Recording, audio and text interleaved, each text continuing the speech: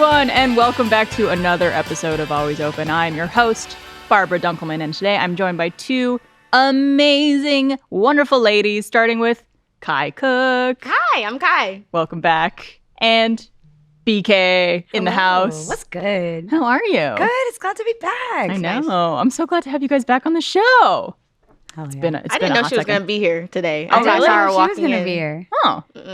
We You should guys have. not talking? No, not How would about we have known? this. How would we have known? I feel like whenever I'm invited to be on stuff, I always look at the calendar invites and I'm like, who else is going to be See, there? normally I do that. Like I knew last time when I was on with Lindsay, I was like, oh, Lindsay, I love Lindsay. Yeah. This time, no idea. But it worked out. Oh yeah, no, this is gonna be a good one. Is this where I find out where you guys secretly like hate each other now? And this was like a big No. dramatic thing. Absolutely not. Not the micro twitch. Do you hate me? It's okay. Am I on your Love shit and list? hate are such a They're so gray close. line that goes back. She's so sad. I'm sorry. You are loved Thank by you. one and all, Thank you. especially here on the show. Well, Aw. thank you guys for being here. How are things in your life? I know this will come out a little after we're recording, but I feel like I haven't caught up with y'all in a bit. Kai, you have a little pup now. I do. That's the best part about my life right now. I love my puppy, bane of my existence. Oh, yeah? She. The problem is she doesn't have puppy problems because I was ready for her to pee in my house, right? Right. I was ready for her to not know what no means, right? Mhm. No, she knows what all of that means. She knows how to pee outside. So my problem is she a little smart ass. Oh. She she'll do something when she knows I'm not watching. Example, if I'm in my kitchen, she won't even cross the line. She'll just look at me from her crate like, you're getting my food soon? Amazing. The minute I'm in my office or gone, in fact, if I check my camera at home right now, she's probably in the kitchen. And I'm like, knowing no, she shouldn't be there. any other time. You should have some type of, you know how like people have those sensors where if you cross, it's like you are currently being recorded. You should record your own voice being like, hey, get out of the kitchen. No, it's just like, what are you doing in here? Like, I love her. And what's her name? Momo? Momo. Momo. It's short for Momoji from Fruits Basket. Oh, So cute. that's so cute. And you have just one cat, right? Yeah, just one cat. Why are you so upset about it? Because, like, if you're a cat person, You want more, right? You want more than one cat. But my cat's too much of a diva to handle anybody else, I think. My cat's name's Diva. Is she really? Yeah. That's adorable. Is that named after any? Is it from From Overwatch? Overwatch? Yes. I was going to ask. Yeah. Bunch of nerds in this I'm room. I'm sorry. Yeah, video game names, anime names. I know. Although Trevor and I have we've been talking about wanting to get a dog for a long time. Aw. And we've been playing around with some names. And I'm like, little Frodo would be really It's cute. really cute. No, and I highly recommend it. Yeah. And I was able to actually make Momo an ESA certified pet. Oh, Yeah. amazing. The benefit of having poor mental health is that they can't say no to you when you don't want to pay for pet rent. Exactly.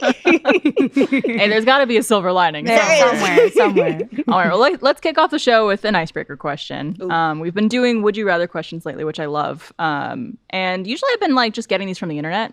So if anybody watching the show has an icebreaker question for us, please leave a comment or tweet at us or X at us, I guess. Oh, come on. No, it's Twitter. It's Twitter. Twitter. It's repost now. Yeah, leave a comment Ew. on Instagram, whatever you want to do. And also, forgot to shout it out at the top of the show, but if you can, become a first member on roosterteeth.com where we're doing all sorts of fun content.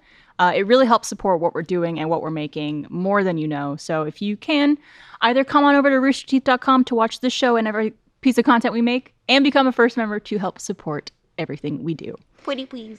All right, so here is our question. Ooh. Would you rather live in a world where you never feel physical pain or live in a world where you never feel emotional pain? How about neither? That'd be nice. I wish.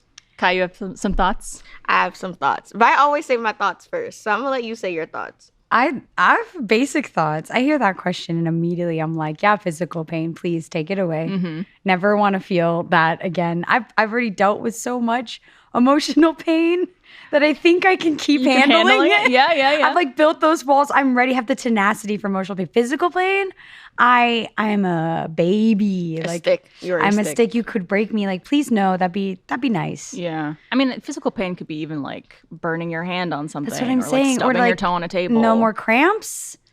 Dude. Big brained it. Think of that You one. did big See what brain I'm that saying? one.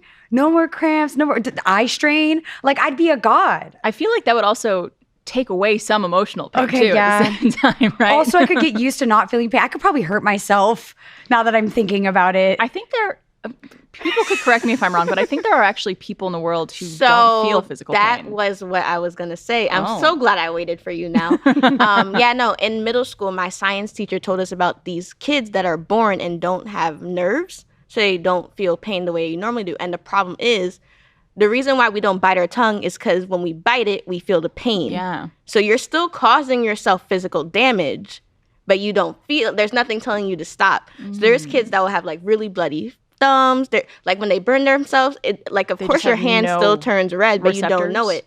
Not feeling pain does not mean you don't get the physical damage to your body. True. It's actually the only way that you know that you did something wrong and tells you to stop. So just heads up. Well, let's put the caveat here of you can't feel physical pain and also you're aware when you're hurting yourself. I'm just going to put that in a little magical scenario. No hunger? That'd be great. I'd never actually be hungry, right? Is that physical pain? Your tummy hurts. It is physical. Okay. Well, I'll have a follow-up question after we ask, because I do have a follow-up question. But anyway, I also would get rid of physical pain though. Like if it's like at my big age now, and I'm like, I know it hurts me. Like I'm good. But as a baby, you're saying no. No, that would cause my parents so much stress. They I love how you're worried about your parents. Yeah. Yo, can you imagine having a child that keeps bleeding from the mouth? Oh my God. Or keeps scratching themselves just because they're just like itchy and not realizing I got bit by a mosquito. I don't know why I'm bleeding. Yeah. And it stress. Yeah. But no, the idea of not having emotional pain ever, when I know that that is one of the biggest reasons why I am who I am today, and why I would continue growing. And I'm also a firm believer, like we said earlier, there's a gray line between love and hate. It's the same thing with pain and pleasure. So if I don't know what pain is, who's to say I know how good pleasure can feel?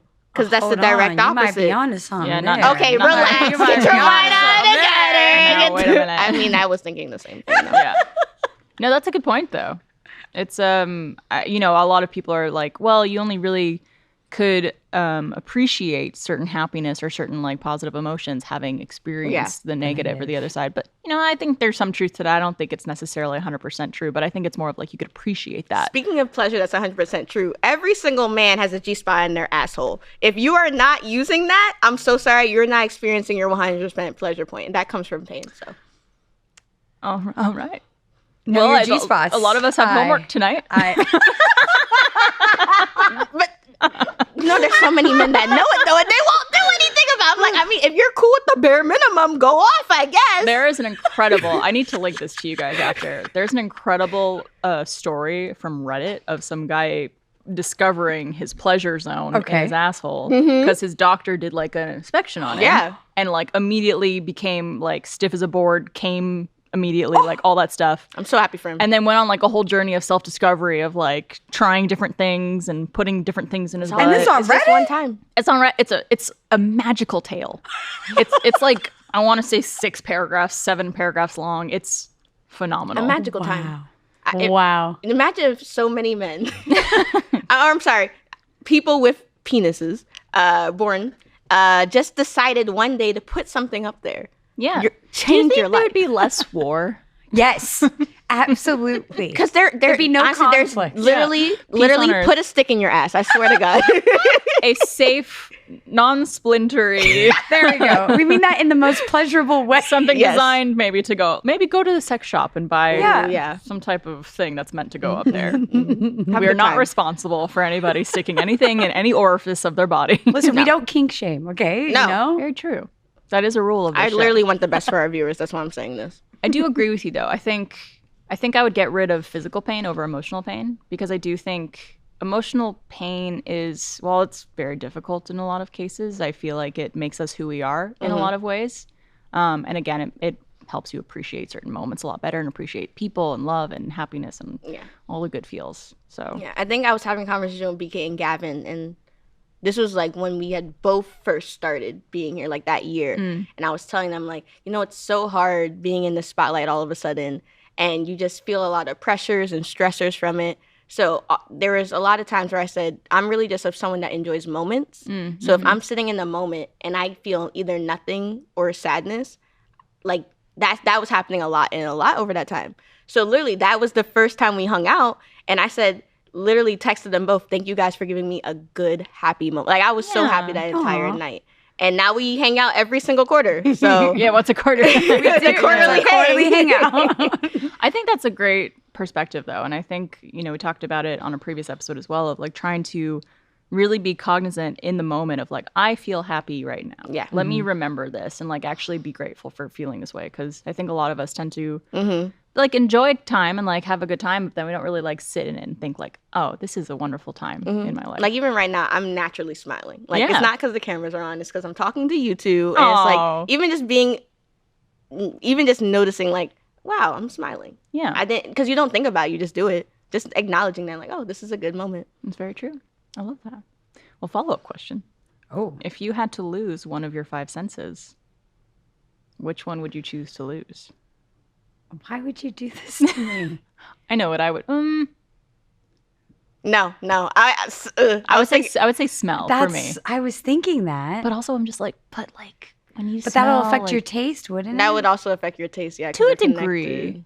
I know, like, we have a friend of ours, John Reisinger, who was born with a condition where he has no sense of smell, but he still tastes most things. Most things. I think he's never said it has affected it, as far as I know. He wouldn't have. He also, if he was born with it, he wouldn't. I guess know, he wouldn't know. No, That's very true. I don't know. Everything does taste like. All I know is coriander. I'm keeping my touch because I'm keeping my touch. I mean, that's one of the simple pleasures in life, baby. Gotta keep that. Yeah. Yeah, the only other one I would like maybe say is, no, definitely not taste. I would not want to lose my taste. I think honestly, if not smell, I could get rid of hearing, just because there's an interview out with like Anthony Ramos and like all these people from this film, and there's this black woman, I'm so sorry I forget her name, where she simply said, when she went into spaces as a black woman, it was automatically like you don't know who there understands who you are. So because she felt that, she went out of her way to learn sign language to ensure that at least she could help someone else who had something understand and feel welcomed in that space. So I think sign language, because I want to learn sign language anyway. So not to acknowledge that like hearing is a privilege, but I think just right now in this moment, because I just saw that interview again like today, so it's just in my head right now. Absolutely. Yeah, I think that's a wonderful goal to have. Yeah. I want to learn too, and then we could communicate with each other from across the room. And no one know. What do you smell, you think? Probably smell. I'd like have a very like sensitive nose already. Yeah. You wouldn't have to smell poop anymore. That's what I'm saying. Like I'd be smelling some smells, and I'm just like, But is there any smell though that like when you smell it, it brings a sense of either familiarity or just complete like passion? Honestly, they say that like smells are actually the strongest memories. So like it is unfortunate if you were to lose that. You might not have some of those smells that remind you of like specific moments, like holidays and things like that. Places or times. Yeah. So I've thought about losing that. I'm like, I guess I'll take that because like without taste would kind of suck. I just I don't know. Speaking of that, I was actually listening to another podcast, and the question they brought, because I think it was Black Heritage Month, they said, what does being black sound like or smell like? So I kind of wanted to flip that here for you both. What does being a woman smell like? Or what does being a woman sound like? And for me, it's kind of just, it's memories of giggling. It's smells of doing your nails in the basement during sleepovers, stuff like that. So wow, I feel like I'd have to think about that one for a while. That's such a wonderful question. Yeah, definitely the sounds of giggling. Man, that makes me like really nostalgic. Yeah, for when I was like a teenager. It also makes me think of this like really, not to spin it into something sad or anything like that, but I saw this video by someone on TikTok, as a trans man posted this, saying that it was a duet to actually a video of someone posting like a video from the girls' bathroom at a club where like everyone was being really sweet on each other and complimenting each other and like hyping people up. Yeah. And he was talking about how he didn't realize how lonely it was to be a man, and how like you don't have the type of connection that you do with your, feminine friends, and that like bond that women share together. and like that comfort that we have together and like holding hands and hugging each other and being affectionate. Yeah. And he was just talking about how like he never really understood how lonely it could be. And it was just like devastating to think about. So hug your bros. Yeah. That's all I'm saying. That is true. Hugs Because underrated. as a transgender man, he experienced both, I guess, Yeah. during his transition. Whereas when you're a man, that's just all you've ever known. Mm-hmm. Yeah. But Wow. I think, it's known that there's a higher rate of unaliving yourself for males. And that could be a big part of it, of just like it's probably very lonely and isolating because there's not that like female friendship that we all tend to be just ingrained into, 100%. I think there's immediate like wanting to talk about how you feel and your feelings, which is also kind of why I thought it interesting that we all chose to keep the emotional pain here at this table. I'd be curious to propose that to other people to see what they say because, Very curious. as women, I think we lose a part of ourselves Absolutely. when not having that. So very interesting. I feel it. All right, well, let's get to all different directions. I know. Got deep on that one. Let's get into our questions that we have today that were submitted by our lovely viewers. And if you have a question and you are listening or watching to the show, you could submit that to alwaysopen@roosterteeth.com. All right. So this first question says, I'm 16 and just got my first job a few months ago at Bulk Barn, which is a Canadian store, by the way.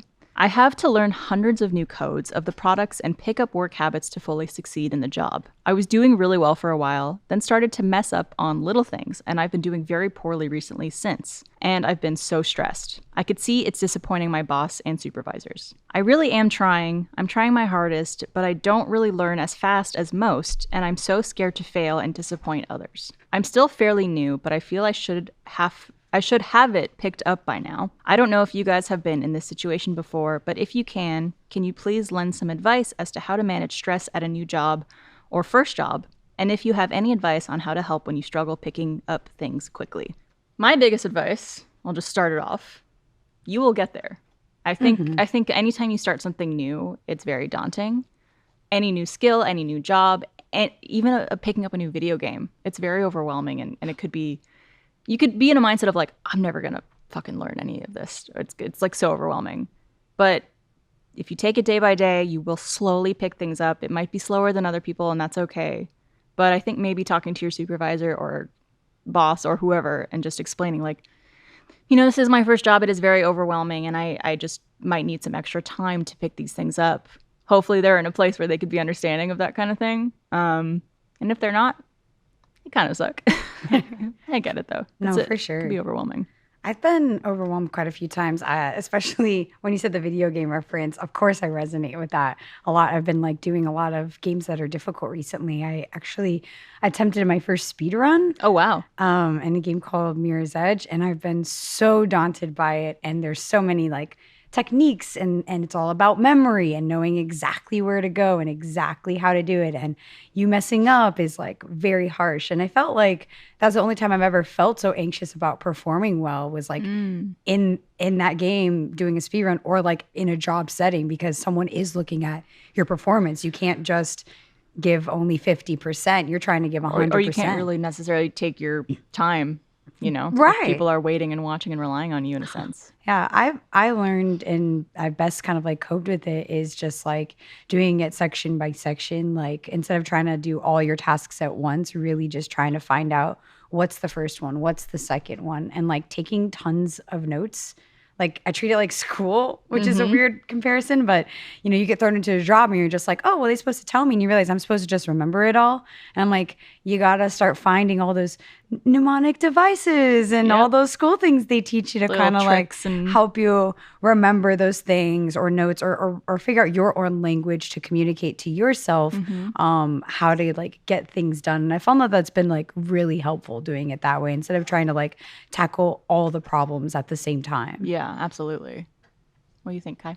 So to your point, I think it's really important that they find what works for them because not everyone's a hands-on learner. Some people are auditory learners. Some people are visual learners. So maybe asking the shadow might help you. Maybe asking someone to explain it again or write it down. Writing it down over and over again might help you as well.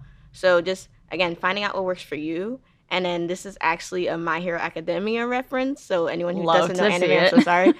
But when the heroes, the kid heroes, were essentially trying to learn how to become real heroes by doing an internship. They were essentially tasked with figuring out, how do you do everything all at once? And he said the easiest way to figure out how to do everything all at once is take one item, get really good at it, so that way you don't have to think about it, then add on more. Yeah. Slowly and surely. Do it at your own pace. I think these stressors in your head are making it worse, honestly. Because Absolutely. when you try to stress yourself out, you try to do more than what you are capable of typically. Because you are thinking that people are probably expecting more of you than they actually are. When in reality, they just want your best. And so I would say try to remove yourself from inside of your head and making assumptions about what people think about your performance, and actually try to figure out and go back into that moment of just like, okay, I'm here. This is where I've messed up.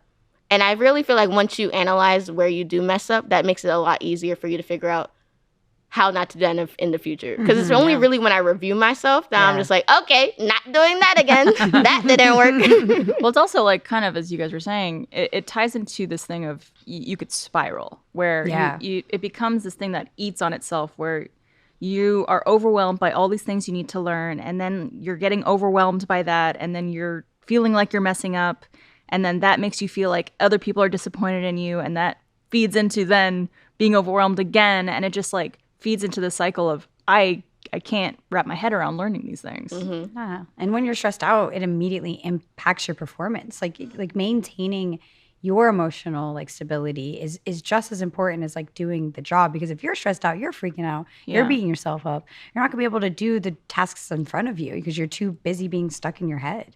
100%. And also at a place like Bulk Barn, which is exactly what it sounds like, there's just a ton of stuff. There's not a single person who starts at a job and immediately knows everything. It takes time, and it takes learning, and it takes patience. And I think just being gentle on yourself and understanding that, not putting these pressures of, oh, like I need to learn everything and all these barcodes and numbers like immediately. It's going to come with practice, as any skill or as any job does. I don't think any of us have ever started something and immediately are like, got it, done.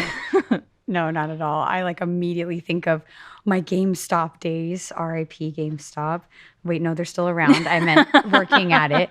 And the whole thing. Who knows what'll happen now when this comes out. But y'all know that like, their big thing was like, do the trade-ins. And like, as a person, you're excited. They're giving me money. As an employee, it is daunting because there's so many rules, there's stipulations. You're going through boxes of 25 to 50 different games. You have to open them all up, check if they look good enough to work or not, separate them into piles, then test the ones that look bad right there in front of the customer who's like, I know that game is worth a lot.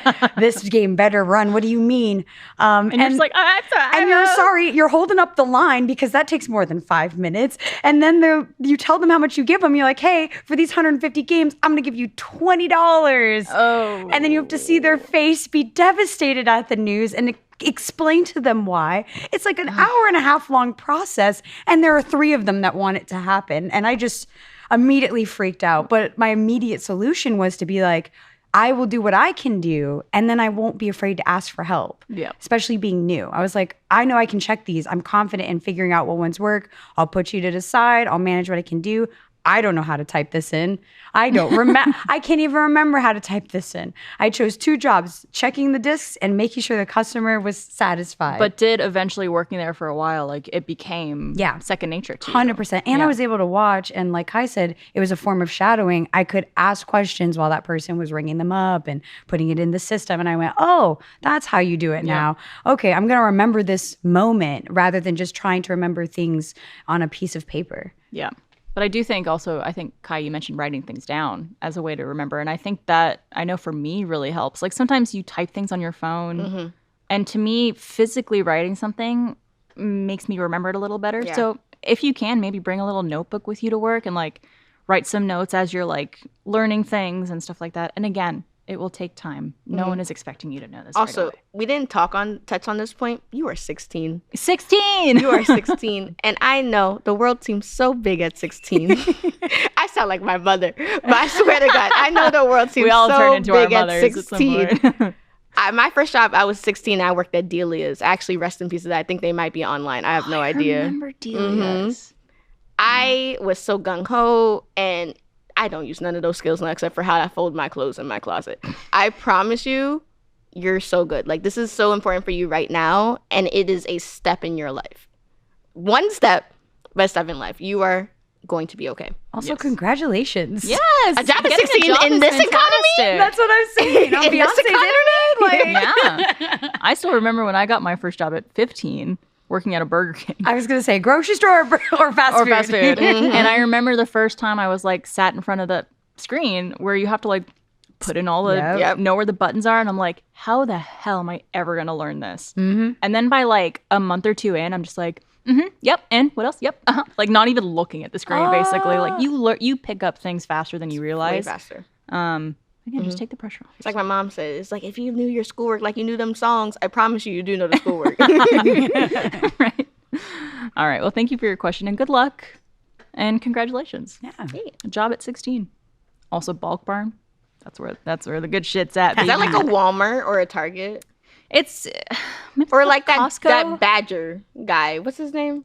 More like a Costco, I would say. Are you talking about Buc-ee's? Is he a Badger?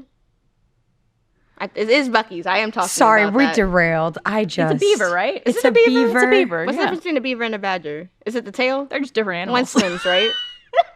They both start with B, alliteration. So Right? she's I'm really still a Tony. on you calling Buc-ee's that badger. Badger. Was I really that far off? Like, why is it so No, crazy to think? But it's the whole store's named Buc-ee's. Like, it's okay. Like, I know it's a big deal, but I'm sorry, I'm from the East Coast and not down south. Valid. Well, we have another question that we're going to wrap up the show with from another Canadian. Ooh. We got a whole bunch of Canadians asking questions today. We love to see it. Today's episode of Always Open is brought to you by Shady Rays. Pretty much every time I step outside, I need to have sunglasses on. I've got light eyes, the sun is bright, and I want to protect them. Luckily, our friends at Shady Rays have me covered with premium polarized shades and quick swap snow goggles that won't break the bank. And they're just as good as any other expensive sunglasses brand I've tried. Plus, Shady Rays offers the most insane protection in all of eyewear. Every pair of sunglasses is backed by lost or broken replacements. If you lose or break your pair, even on day one, Shady Rays will send you a new pair. No questions asked.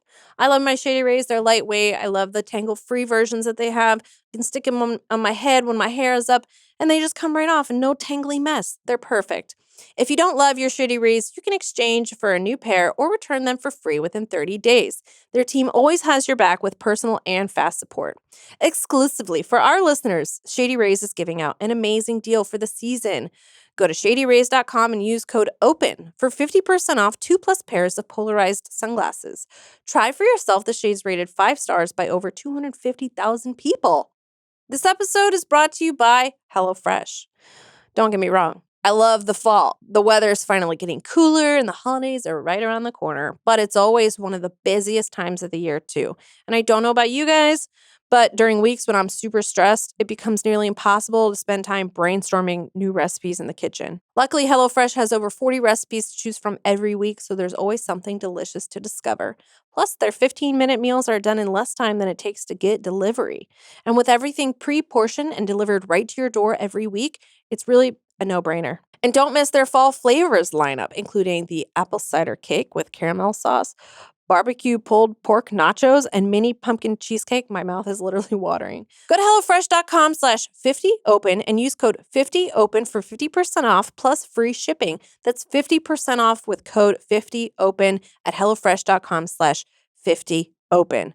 HelloFresh, America's #1 meal kit. So this one reads, I am a 25-year-old man from Canada, and on May 4th, my niece was born. Congratulations. Congrats. Aww. It got me thinking, if I ever had a kid, how would I raise them? Because I know that having a kid is a big step, but I always wanted to know how to approach it. So my question is, this is for those that don't have kids right now, which is all of us, unless I'm unaware of something. No.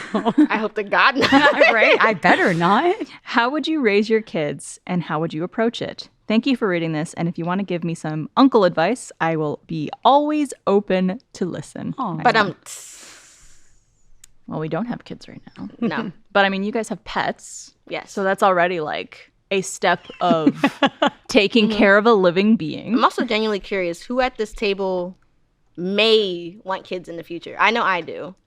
Currently I'm like 90% no. Okay. 10% maybe yes. We Like love doors closed, not locked. We love that. Yeah.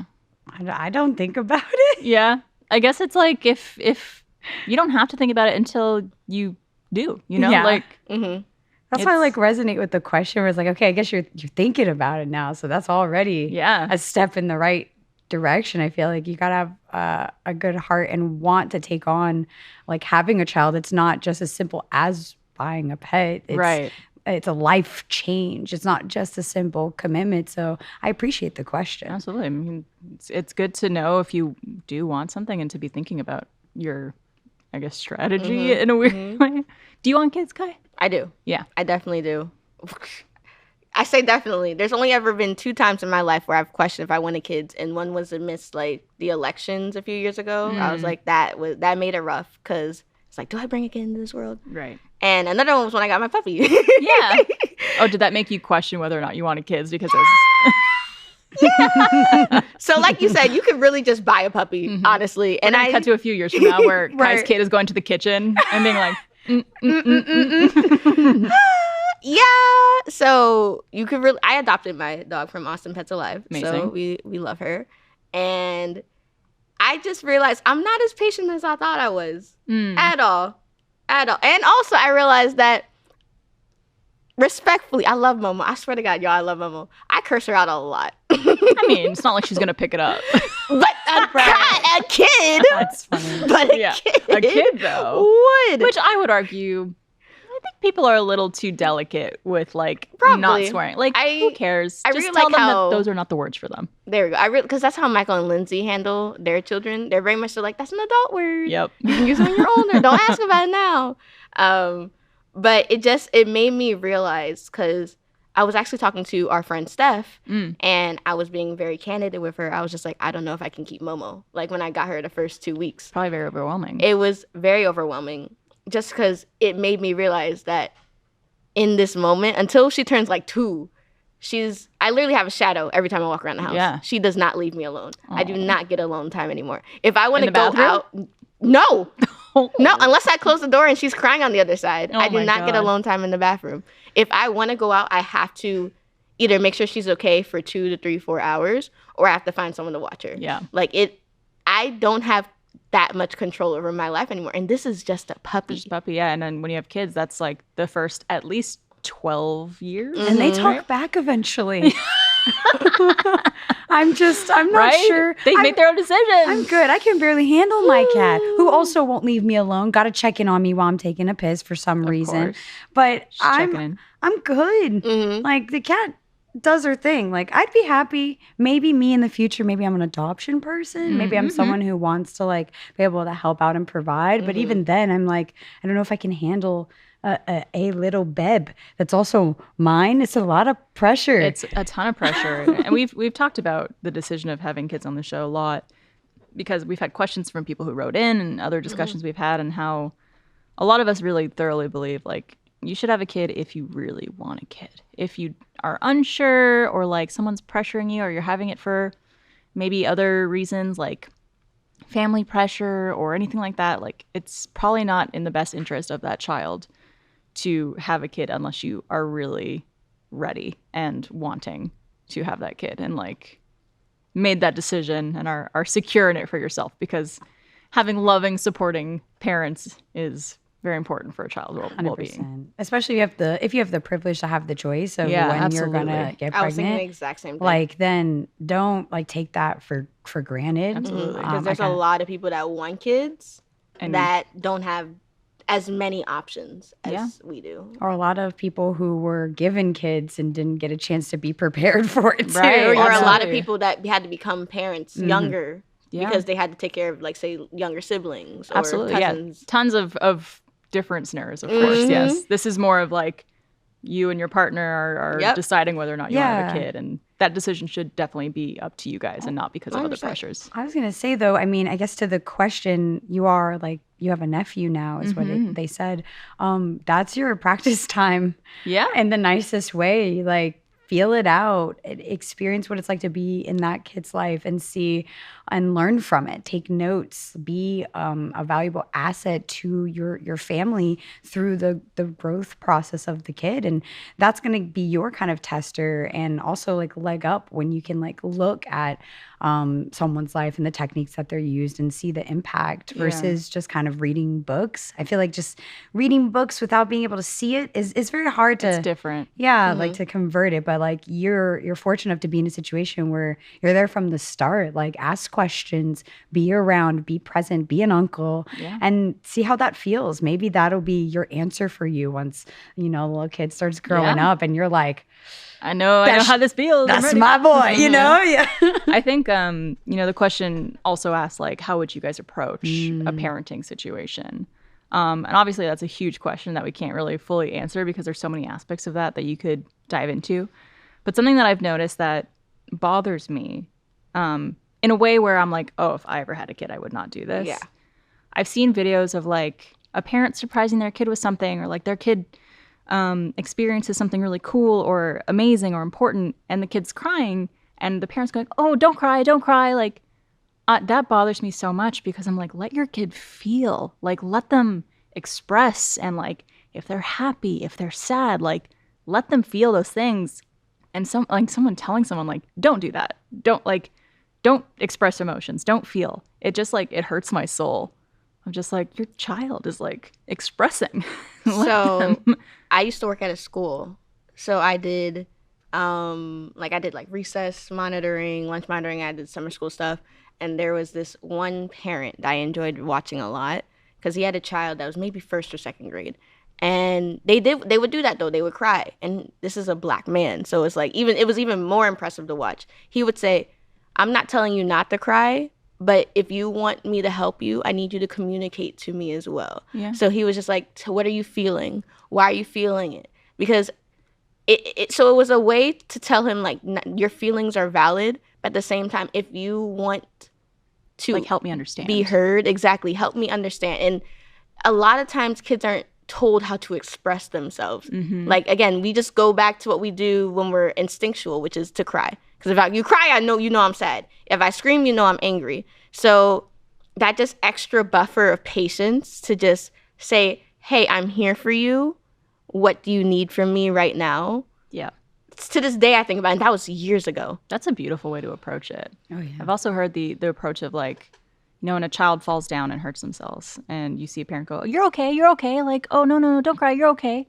And it's like, well, don't tell the kid how to feel. Like say, like, where does it hurt? Mm-hmm. Explain to me like what you're feeling, like, and then let them like work through those emotions and express themselves and express that feeling.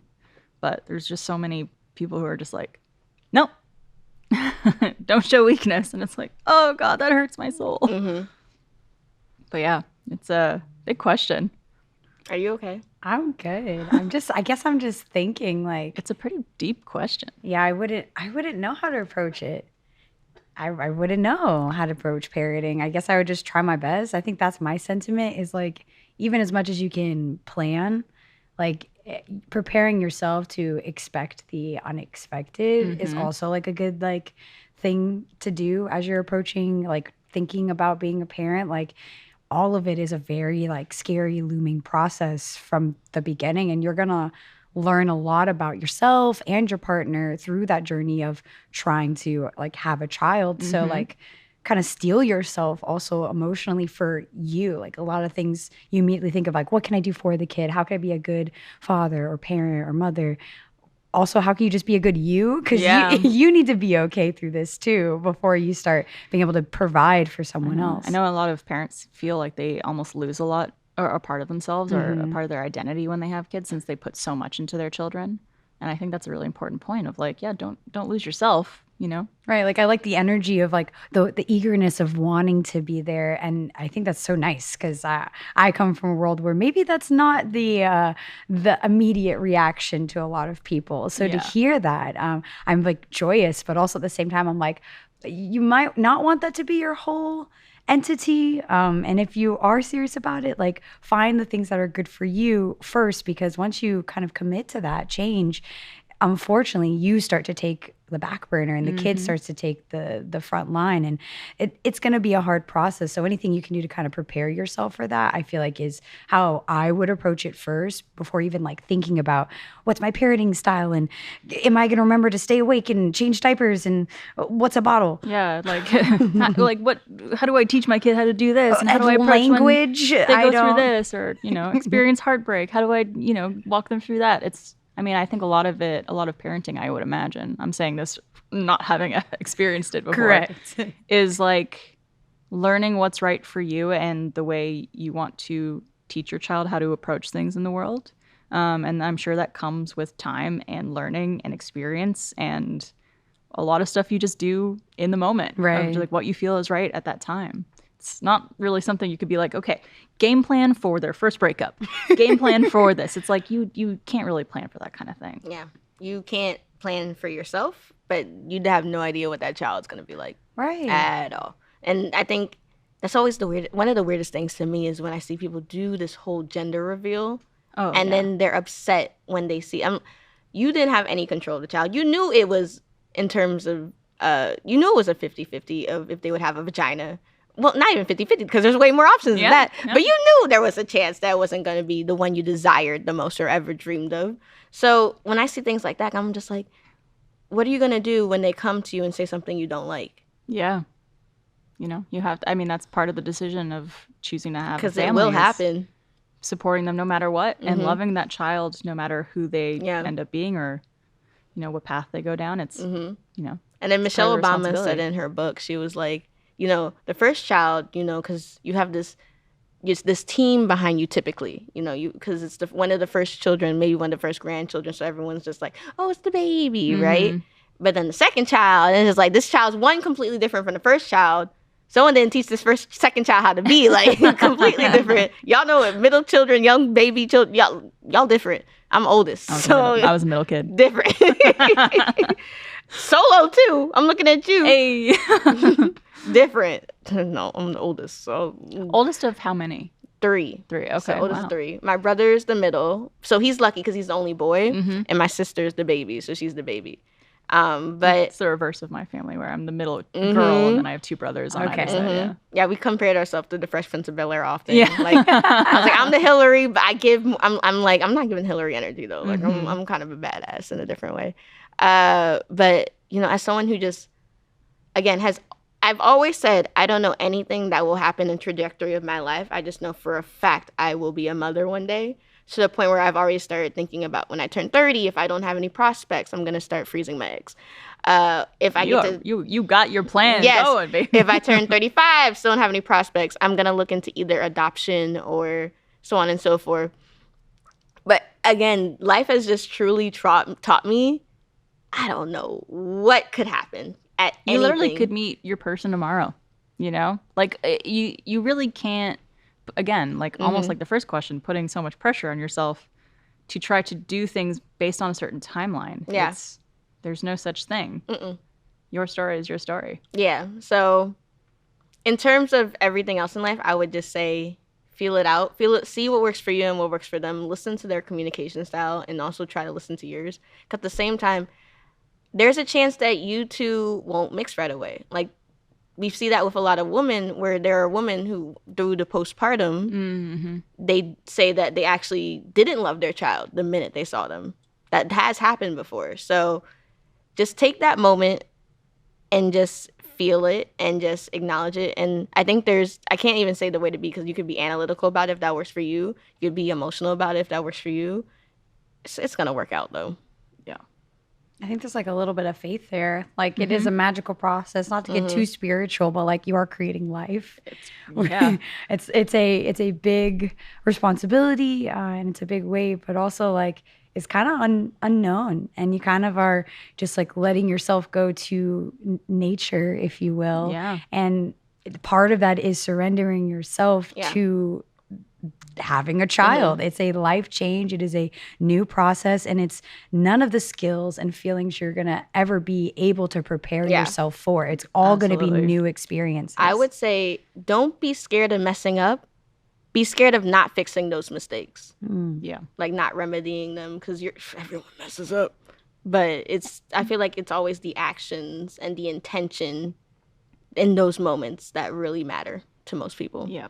And for fuck's sake, love your child. Like, no matter who they choose to be, like, that I think in my mind is one of the biggest responsibilities of becoming a parent is like love your child. And if you think that if your child chooses to love a certain type of person or, you know, dress a certain type of way or whatever it is, and that will make you not love them or not want to support them, you shouldn't have a child.